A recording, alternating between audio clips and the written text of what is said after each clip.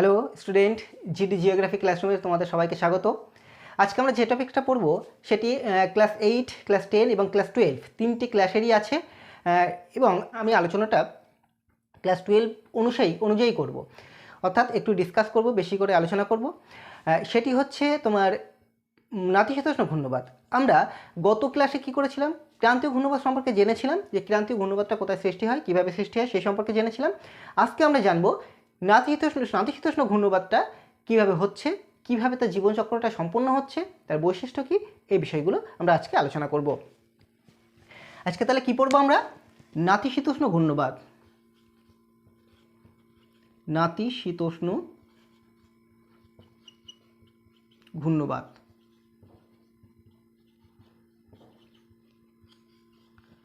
আচ্ছা, নাতিশীতোষ্ণ ঘূর্ণবাতটা কী?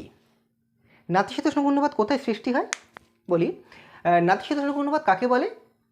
প্রধানত মধ্য অক্ষাংশীয় অঞ্চলে, অর্থাৎ 30 থেকে 60 ডিগ্রি অক্ষাংশের মধ্যে দুই বিপরীতধর্মী বায়ুপুঞ্জ মিলনের ফলে যে তোমার আলোড়ন সৃষ্টি হয় এবং এর ফলে যে ঘূর্ণবাতটা সৃষ্টি হয় সেটাকে বলা হয় নাতিশীতোষ্ণ ঘূর্ণবাত। আবার বলি, প্রধানত মধ্য অক্ষাংশীয় অঞ্চলে, অর্থাৎ 30 থেকে 60 ডিগ্রি অক্ষাংশের মধ্যে দুই বিপরীতধর্মী বায়ুপুঞ্জের মিলনের ফলে সৃষ্ট সীমান্ত বা তরঙ্গের প্রভাবে তোমার যে ঘূর্ণবাতের সৃষ্টি হয় সেটাকে বলা হয় কি? নাতিশীতোষ্ণ ঘূর্ণবাত। ঠিক আছে, নাতিশীতোষ্ণ ঘূর্ণবাতটা তাহলে কোন অঞ্চলে সৃষ্টি হচ্ছে? অবস্থানটা কি? অবস্থান বললাম মধ্য অক্ষাংশীয় অঞ্চলে। মধ্য অক্ষাংশীয় অঞ্চলে, মধ্য অক্ষাংশীয় অঞ্চলে, অর্থাৎ 30 ডিগ্রি থেকে 60 ডিগ্রি অক্ষাংশের মধ্যে। অক্ষাংশের মধ্যে, বুঝতে পেরেছ? তাহলে কোন অক্ষাংশে কোথায় সৃষ্টি হচ্ছে? মধ্য অক্ষাংশীয় অঞ্চলে, অর্থাৎ 30 ডিগ্রি থেকে 60 ডিগ্রি অক্ষাংশের মধ্যে এটি সৃষ্টি হয়। আচ্ছা, এর বৈশিষ্ট্যটা, আচ্ছা এর শ্রেণী বিভাগটা আগে করে নিই, তারপরে বৈশিষ্ট্যটা বলি। শ্রেণী বিভাগ। মধ্য অক্ষাংশীয় ঘূর্ণবাতের উৎপত্তি প্রকৃতি অনুযায়ী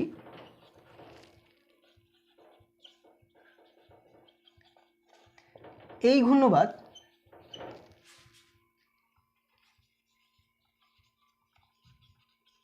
দুই ধরনের। কি কি? এক, সীমান্ত ঘূর্ণবাত।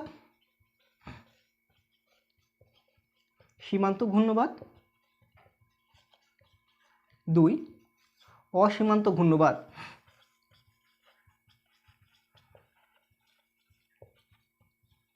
আচ্ছা, সীমান্ত ঘূর্ণবাতটা কি? সীমান্ত ঘূর্ণবাত হচ্ছে প্রধানত মধ্য অক্ষাংশীয় অঞ্চলে দুই বিপরীতধর্মী বায়ুপুঞ্জের মিলনের ফলে যে ঘূর্ণবাতের সৃষ্টি হয় সেটাকে বলা হয় সীমান্ত ঘূর্ণবাত। আবার বলি, মধ্য অক্ষাংশীয় অঞ্চলে দুই বিপরীতধর্মী বায়ুপুঞ্জের মিলনের ফলে যে ঘূর্ণবাতের সৃষ্টি হয় সেটাকে বলা হয় কি? সীমান্ত ঘূর্ণবাত। অসীমান্ত ঘূর্ণবাতটা কি? অসীমান্ত, অর্থাৎ এখানে কোনো সীমান্ত সৃষ্টি হয় না, অর্থাৎ এই ক্ষেত্রে কোনো বিপরীতধর্মী বায়ুপুঞ্জের মিলন ঘটে না। তাহলে কিভাবে সৃষ্টি হচ্ছে? প্রধানত ক্রান্তীয় ঘূর্ণবাত যেটা, সেই ক্রান্তীয় ঘূর্ণবাতটা যখন মধ্য অক্ষাংশীয় অঞ্চলে অবস্থান করবে। আবার বলি, প্রধানত ক্রান্তীয় ঘূর্ণবাত যে জিনিসটা, সেই ক্রান্তীয় ঘূর্ণবাতটা যখন মধ্য অক্ষাংশীয় অঞ্চলে অবস্থান করে সেটাকে বলা হয় কি? অসীমান্ত ঘূর্ণবাত।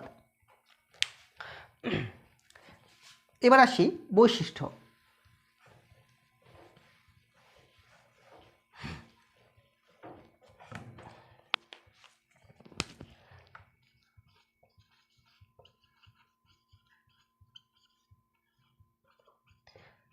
আচ্ছা, নাতিশীতোষ্ণ ঘূর্ণবাতের বৈশিষ্ট্যটা কী হবে তাহলে বলো দেখি।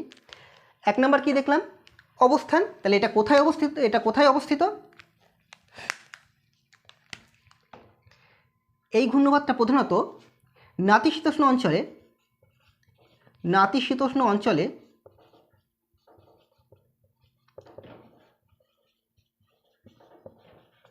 নাতিশীতোষ্ণ অঞ্চলে 30 ডিগ্রি থেকে 60 ডিগ্রি অক্ষাংশের মধ্যে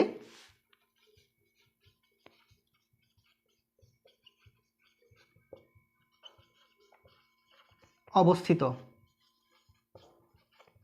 ঠিক আছে, এটা 1 নম্বর বৈশিষ্ট্য গেল। 2 নম্বর বৈশিষ্ট্যটা কি? সময়কাল। সময়কাল তোমরা এগুলো নোট করে নিতে পারো। এটা কি? অবস্থান। অবস্থানটা গেল। সময়কাল মানে কখন সৃষ্টি হয়। এক কথায় নাতিশীতোষ্ণ ঘূর্ণিবাত সারা বছর সৃষ্টি হলেও প্রধানত শীতের সময়, শীতকালে এটি সৃষ্টি হয়। ঠিক আছে, তাহলে কি বললাম? এটি সারা বছর সৃষ্টি হলেও প্রধানত শীতের সময় এটি বেশি সৃষ্টি হয়। 3 নাম্বার, সীমান্তের সৃষ্টি।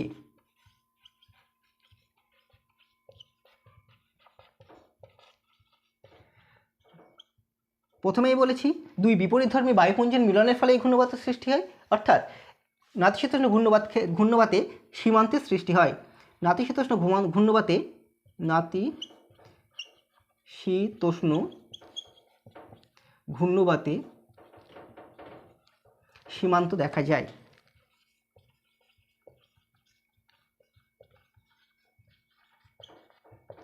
4 নম্বর, বিস্তার।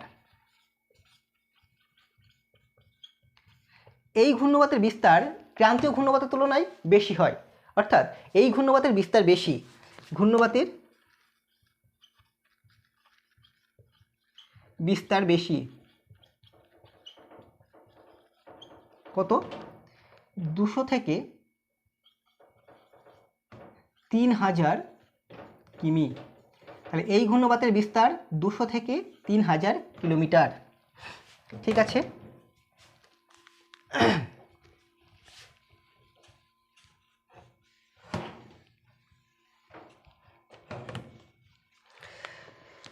চার নম্বর।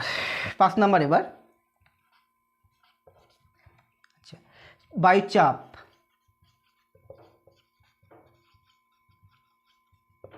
এই ঘূর্ণিবাতে বায়ুর চাপের যে পার্থক্য বা তারতম্য সেটা খুব কম হয়। তাহলে অর্থাৎ নাতিশীতোষ্ণ ঘূর্ণিবাতে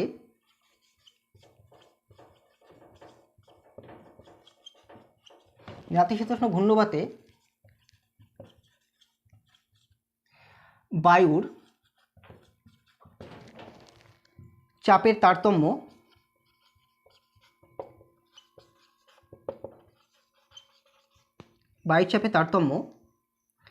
খুবই কম, অর্থাৎ 20 থেকে 40 মিলিবার হয়ে থাকে, এমবি অর্থাৎ মিলিবার হয়ে থাকে।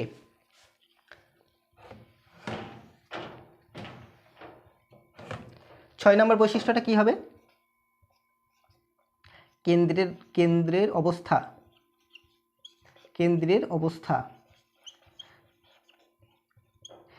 ক্রান্তীয় ঘূর্ণিবাতের কেন্দ্রে কি ছিল? ঘূর্ণিবাতের চক্ষু ছিল, অর্থাৎ যেখানে বায়ুর কোনো রূপ অর্থাৎ যে অঞ্চলে তোমার কি বায়ু প্রবাহ তেমন ছিল না, মেঘাচ্ছন্নতা ছিল না, বৃষ্টিপাতের কোনো দেখা যায়নি। কিন্তু নাতিশীতোষ্ণ ঘূর্ণিবাতের ক্ষেত্রে ঘূর্ণিবাতের ওই ধরনের কোনো চক্ষু সৃষ্টি হয় না, অর্থাৎ কেন্দ্রে চক্ষুর সৃষ্টি হয়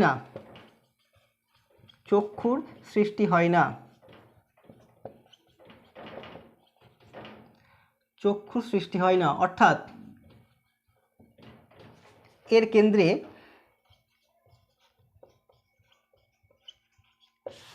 ঝড়ঝঞ্ঝা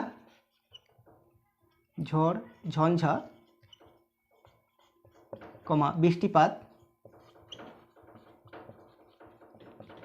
ঘটে থাকে। 7 নম্বর, স্থায়িত্ব।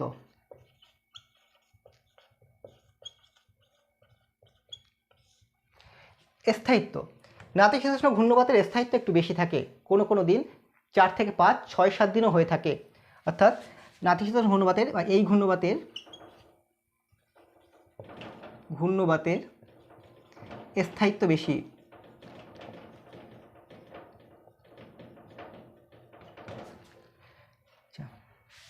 এবার 8, আবহিক অবস্থা।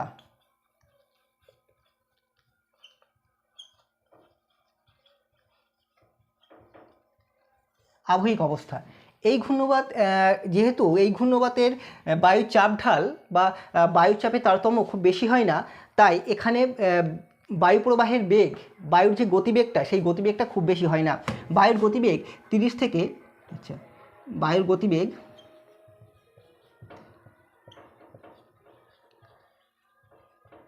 30 থেকে 50 কিমি পার ঘন্টা হয়।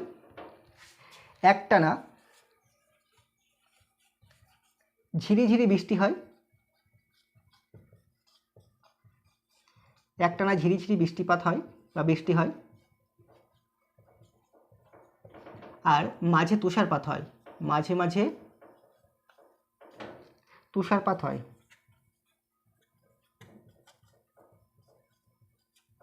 আচ্ছা, এগুলো হলো নাতিশীতোষ্ণ ঘূর্ণবাতের বৈশিষ্ট্য। এবার আসি নাতিশীতোষ্ণ ঘূর্ণবাতের জীবনচক্র।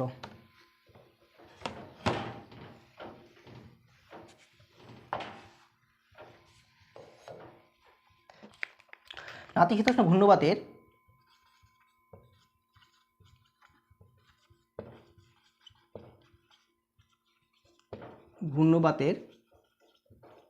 জীবনচক্র।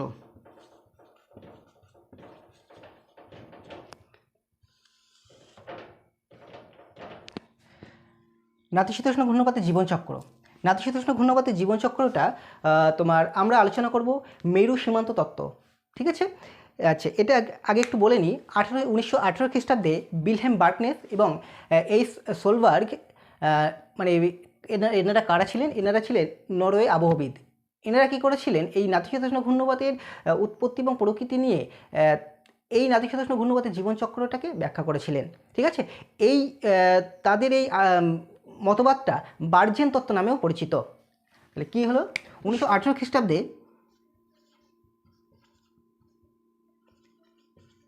বিলহেম বার্কনেস এবং এইস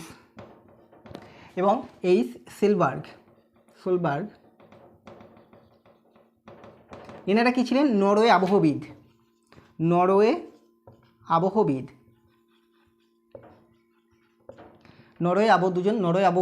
1918 খ্রিস্টাব্দে মেরু সীমান্ত তত্ত্ব প্রকাশ করেন।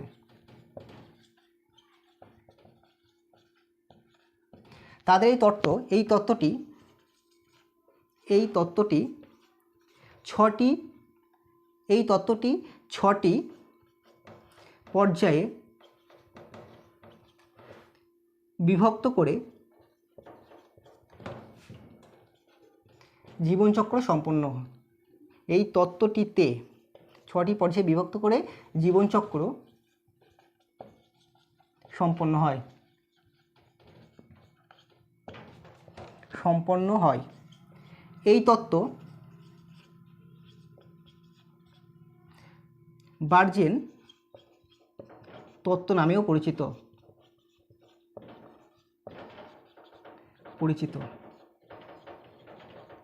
ঠিক আছে?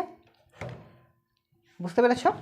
এবার এই যে 6টি পর্যায়ে বিভক্ত জীবনচক্র সম্পন্ন হয়, এই 6টি পর্যায় সম্পর্কে এবার আমরা আলোচনা করব। ভালো করে বুঝবে এই জিনিসটা। দেখো, 1 নম্বর পর্যায়, প্রারম্ভিক পর্যায়।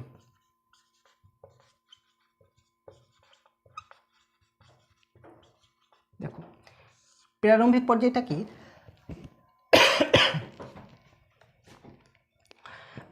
এই পর্যায়ে দুটো বিপরীতধর্মী বায়ুপুঞ্জ, অর্থাৎ একটা ক্রান্তীয় অঞ্চল থেকে, মনে করো ক্রান্তীয় অঞ্চল থেকে একটা বায়ুপুঞ্জ, যেটা উষ্ণ বায়ুপুঞ্জ, এটা পশ্চিমা বায়ু। ক্রান্তীয় অঞ্চল থেকে একটা উষ্ণ পশ্চিমা বায়ু কোন দিকে যাচ্ছে? মেরু বৃত্তপ্রদেশীয় নিম্নচাপ বলয়ের দিকে যাচ্ছে। আর একটা মেরু অঞ্চল থেকে একটা শীতল বায়ু ঠিক একই রকমভাবে কোন দিকে আসছে? মেরু বৃত্তপ্রদেশীয় নিম্নচাপ অঞ্চলের দিকে। তাহলে প্রারম্ভিক পর্যায়ে কি হচ্ছে? ক্রান্তীয় অঞ্চল থেকে উষ্ণ পশ্চিমা বায়ু এবং মেরু অঞ্চল থেকে শীতল মেরু বায়ুর আগমন ঘটছে। তারা কি করছে? দুই পাশ বরাবর, মানে ওই নিম্নচাপ কেন্দ্রের দুই পাশ বরাবর অবস্থান করে। এটা গেল কি প্রারম্ভিক পর্যায়। এই বরাবর এদের মাঝখানে দুই বিপরীতধর্মী বায়ুপুঞ্জের মাঝখানে একটা রেখা বরাবর এই দুটো বায়ু কি থাকে, পৃথক থাকে। যে রেখা বরাবর পৃথক থাকে সেটাকে বলা হয় কি, সেটাকে বলা হয় সীমান্ত। সেটাকে বলা হয় সীমান্ত। আবার বলি, দুই বিপরীতধর্মী বায়ুপুঞ্জ, বিপরীতধর্মী অর্থাৎ এখানে উষ্ণতা তারতম্য ঘটতে পারে, চাপের তারতম্য ঘটে, সমস্ত কিছু তারতম্য ঘটে। সেই বিপরীতধর্মী বায়ুপুঞ্জ যে রেখা বরাবর পরস্পর বিচ্ছিন্ন থাকে সেটাকে বলা হয় কি সীমান্ত।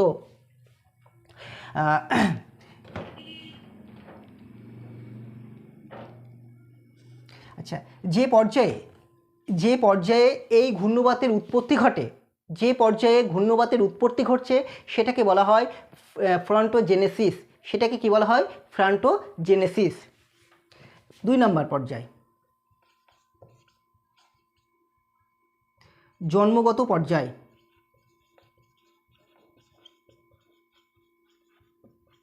জন্মগত পর্যায়, জন্মগত মানে কি, এই পর্যায়ে নাতিশীতোষ্ণ ঘূর্ণবাতের উৎপত্তি ঘটছে। কিভাবে ঘটে দেখো। আচ্ছা, এই ছবিটা যদি আমি এইভাবে আঁকি, এই বরাবর শীতল বায়ু,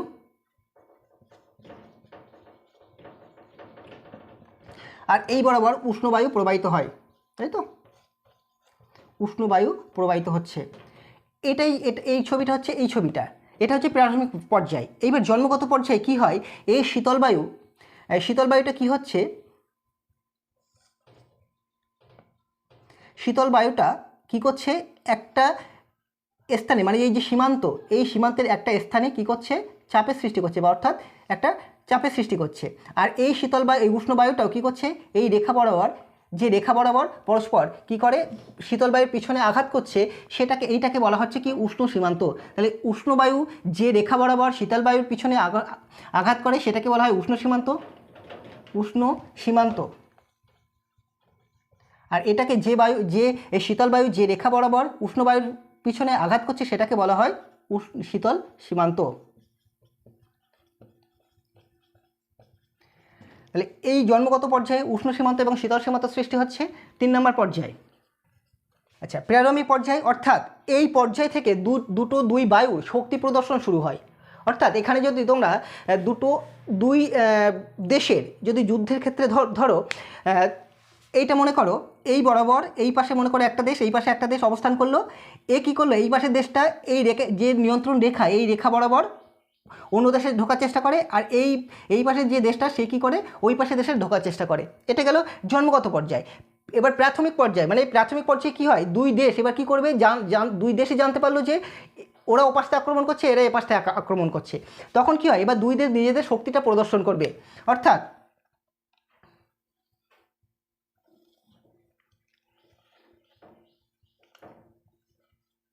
আমরা জানি কি উষ্ণবায়ু হালকা হয় এবং উষ্ণ হয় এবং এর শক্তিটা কম হয়, আর শীতল বায়ু কী হয়, ভারী হয়, এই জন্য এর শক্তিটা বেশি হয়।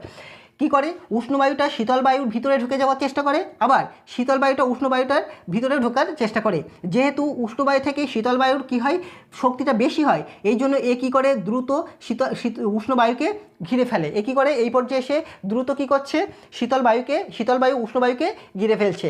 তাহলে 3 নম্বর পর্যায়ে কী দেখলাম, যেহেতু উষ্ণ বায়ু হালকা এবং এর শক্তি কম হয়, শীতল বায়ু কী হয়, ভারী হয় এবং এর শক্তিটা বেশি হয়, এই জন্য দুটো বায়ুই কী করছে, পরস্পরের দিকে ধাবিত হচ্ছে। কিন্তু যেহেতু শীতল বায়ুর শক্তিটা বেশি হয়, ও দ্রুত ধাবিত হয়ে কী করে, উষ্ণ বায়ুটাকে কী করে, ঘিরে ফেলে।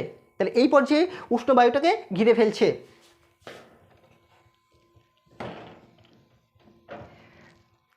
এবার পঞ্চম পর্যায়, এই চতুর্থ পর্যায় হচ্ছে সম্পূর্ণ পরিণত পর্যায়।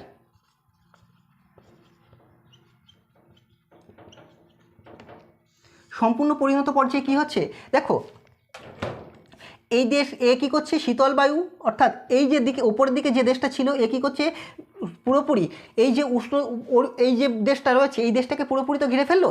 এইবার এক্ষেত্রে কি হয়, এও কি করবে, ওদেরকে ছাড়িয়ে যাওয়ার চেষ্টা করবে, অর্থাৎ ওদেরকে দূরে ফেলে দেওয়ার চেষ্টা করবে। কিন্তু যেহেতু এর শক্তিটা বেশি, এই দেশটার শক্তি বেশি, এ কী করবে, একে আরও কী করবে, জাপটে ঘিরে ধরবে। কি হয়,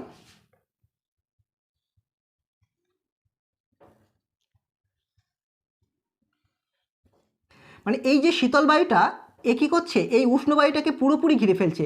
এবার এ কী করবে, পুরোপুরি এই উষ্ণবায়ুটাকে ঘিরে ফেলবে এবং উষ্ণবায়ুটাকে তার শীতল বায়ুর মধ্যে আবদ্ধ করে দেবে।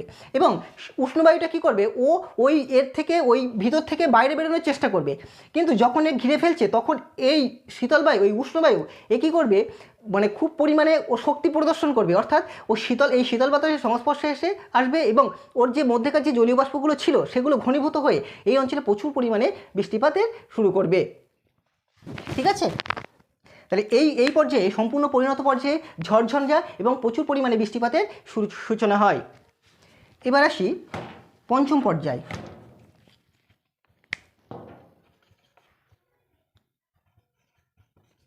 পঞ্চম পর্যায়, এই পর্যায়ে কি হচ্ছে, পঞ্চম পর্যায়ে কী হয়, পঞ্চম পর্যায়ে যখন এই কী করলো, শীতল বায়ুটা উষ্ণবায়ুটাকে পুরোপুরি ঘিরে ফেললো, তখন উষ্ণবায়ুর মধ্যে যে যে জিনিসগুলো ছিল, মানে অর্থাৎ উষ্ণবায়ুর যে শক্তি প্রদর্শনের জন্য যে জিনিসগুলো বা যে নিয়ন্ত্রকগুলো ছিল, ও কী করছে, শীতল বায়ুর সংস্পর্শে এসে পুরোপুরি ঘনীভূত হয়ে বৃষ্টিপাত ঘটাচ্ছে। তার ফলে ওর মধ্যেকার যে শক্তি, সেই শক্তিটা আরও কমে যাচ্ছে। এবং যেহেতু উষ্ণবায়ুটা এই শীতল বায়ুটা উষ্ণবায়ুকে পুরোপুরি ঘিরে ফেলছে, তার জন্য বাইরে থেকে কোনোরূপ শক্তি ওর ভিতরে প্রবেশ করতে পারছে না। ঠিক আছে, এইবার একেবারে উষ্ণবায়ুটা একেবারে গতিহীন হয়ে পড়ছে। পঞ্চম পর্যায়ের এর অপর নাম, পঞ্চম পর্যায়ের অপর নাম হচ্ছে অন্তলীন পর্যায়। অন্তলীন পর্যায়, অন্তলীন পর্যায়, অন্তলীন পর্যায় অর্থাৎ এই পঞ্চম পর্যায়ে শীতল বায়ু উষ্ণবায়ুকে পুরোপুরি ঘিরে ফেলে এবং দুজনা একটা অভেদ সীমান্তে পরিণত হয়, অর্থাৎ উভয়ে মিশে যায়, মিশে গিয়ে একটা অভেদ সীমান্ত সৃষ্টি করে। এই সীমান্তটাকে বলা হয় কি, অন্তলীন পর্যায় বা অন্তলীন সীমান্ত। আর এই সৃষ্টি, মানে অন্তলীন সীমান্তটা সৃষ্টির বা ইনক্লুডেড সীমান্তটা সৃষ্টির যে তোমার প্রক্রিয়া, সেই প্রক্রিয়াকে বলা হয় কি, অন্তলীন প্রক্রিয়া। এবার আসি লাস্ট পর্যায় অর্থাৎ সমাপ্তি পর্যায়। ছবিটা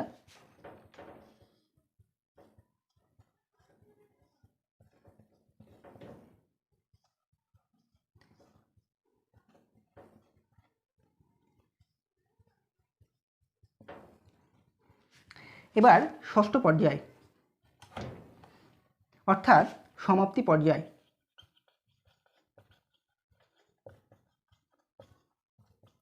সমাপ্তি পর্যায়, এই পর্যায়ে কী হচ্ছে, সমাপ্তি পর্যায়ে অর্থাৎ উষ্ণবায়ু যেহেতু আর কোথা থেকেও তোমার ও শক্তি নিতে পারছে না, অর্থাৎ মনে করে এই যে দেশটা উষ্ণবায়ুর যে দেশটা একে চারিদিক থেকে শীতল বায়ু যে দেশটা সেটা যেহেতু ঘিরে ফেলেছে, এই জন্য এই যে বাইরের দিক থেকে কোনো জায়গা থেকে যে অস্ত্রশস্ত্র আমদানি করবে সেটা করতে পারছে না। তার ফলে এর যে শক্তিগুলো ছিল বা এর অস্ত্রশস্ত্রগুলো যা ছিল সব শেষ হয়ে গেছে। এ কী করছে, এ পুরোপুরি অর্থসমর্পণ করে দিল। অর্থাৎ সমাপ্তি পর্যায়ে এসে যেহেতু উষ্ণ বাতাস কোনো জায়গা থেকে শক্তি সংগ্রহ করতে পারে না, তাই একেবারে দুর্বল হয়ে পড়ে ও কী করে, একদম দুর্বল হয়ে একেবারে কি হয়, সে ভেঙে যায়। তার ফলে কি হয়, শীতল বায়ু এই পর্যায়ে এসে শীতল বায়ু তাকে ওই উষ্ণ বাতাসকে ছেড়ে দেয়, অর্থাৎ ওখানে আর যেহেতু শক্তি থাকে না তাই ও ছেড়ে দেয়। দেওয়ার ফলে আগে সেই পূর্বে অবস্থায় আবার পুনরায় ফিরে আসে, অর্থাৎ এই দিক থেকে শীতল বাতাস উপরের দিক থেকে প্রবাহিত হয় এবং উষ্ণ বাতাসটা কি আবার পুনরায় নিচের দিক দিয়ে প্রবাহিত হয়। এই অবস্থায় কি হয়, ঘূর্ণবাতের পরিসমাপ্তি ঘটে, অর্থাৎ আবার নতুন করে একটা ঘূর্ণবাত পরবর্তী ক্ষেত্রে সৃষ্টির যে প্রাথমিক যে পর্যায়, সেই পর্যায়ে আবার পুনরায় পরিণত হয়। এই যে শেষ পর্যায়ে যে পর্যায়ে এসে ঘূর্ণবাতের পরিসমাপ্তি ঘটছে, এই পর্যায়টাকে বলা হয় ফ্রন্টোলাইসিস। এই পর্যায়টাকে বলা হয় কি, ফ্রন্টোলাইসিস। এইভাবে নাতিশীতোষ্ণ ঘূর্ণবাতের জীবনচক্রের পরিসমাপ্তি ঘটে।